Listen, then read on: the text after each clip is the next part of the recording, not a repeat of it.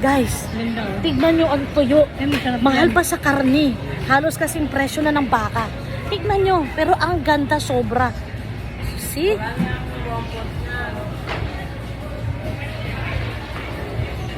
$100, 1/4. So, ibig sabihin guys, 400 ang kilo. Diyos ko me. Grabe. Grabe. Kuya, yung pangalawang gata, konting tubig lang ha. Ayan, binigyan na ni Kuya. Ito guys, magkakapatid ko. Ayan, binigyan. Ayan. Sobrang tagal ko ng suki to. Sila noon, mga bata-bata pa sila noon. Ngayon si nanay, bihira na pumupunta, no? Kasi may edad na si nanay, pero sus, pag nakita nyo yun, malakas. Ganong katibay si nanay. Ito, malilit pa mga anak ko, di pa nag-aaral, suki ko ng mga yan. Yan. Oh. Ganon katagal kasi dati nagkakarinderya ako, ito yung suki ko. Ayan.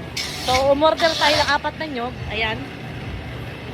Siyempre, discounted. Nakuha ko lang ng 25. Ayan.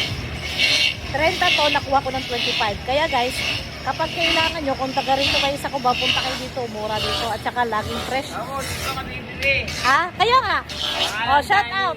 Kuya. Danny Michael Alinella. Ayun, Danny Michael Alinella. Hanapin mo ang pwesto, hanapin nyo ang pwesto na dito sa Murphy Market. Ayan. Michael De Los Santos. Ayan. Nandito sila sa public market ng Murphy. 15th Avenue. Ayan. Nagtitinda rin sila ng munggo, malagkit. Ayan, bakabalat. Napakagandang tuyo. At saka yan.